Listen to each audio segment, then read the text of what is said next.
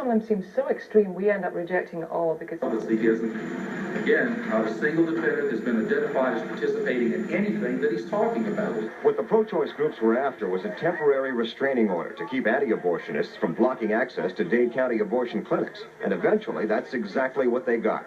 Judge Jack Turner granted the order, saying anti-abortion groups can't use tactics like physical abuse or something called locking. People locking themselves with bicycle chains to each other to block the doorway to the clinic to prevent staff and patients from entering the clinic. Anyone who ignores the restraining order will be facing arrest and up to $10,000 in fines.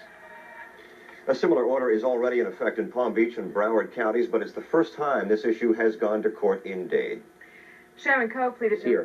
Today's injunction is patterned after similar court orders in Palm Beach and Broward counties. Pro-choice advocates believe this measure will be enough to halt future blockades. We've seen that when restraining orders went into effect in Palm Beach County, the nature of the protests changed. They conformed to the law, and they did not block the clinics anymore. That happened also in Broward County. The restraining order goes into effect immediately, but pro-life advocates say this will not change the way they protest. In downtown Miami, Carlos Granda, Channel 10 Eyewitness News. Police passed out the handcuffs.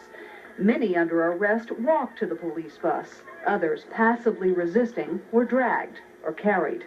The Dade County chapter of the National Organization for Women and the Planned Parenthood Association of Dade County caught wind of this protest just a couple of days ago. Because of that, they were able to get a restraining order against the pro-life people from Dade County Judge Jack Turner just this morning. That could mean trouble for those who ignored it.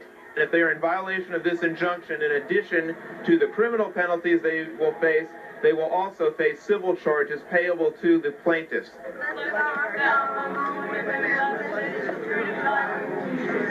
But these pro-life protesters say they won't stop.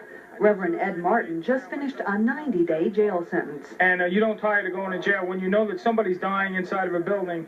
No matter what happens, it's your responsibility. Let's say there was a child in the street going to get hit by a car. Wouldn't you risk your own life to save that little child? That's how we're doing it. We'll go to jail time and time again if necessary to save these little babies.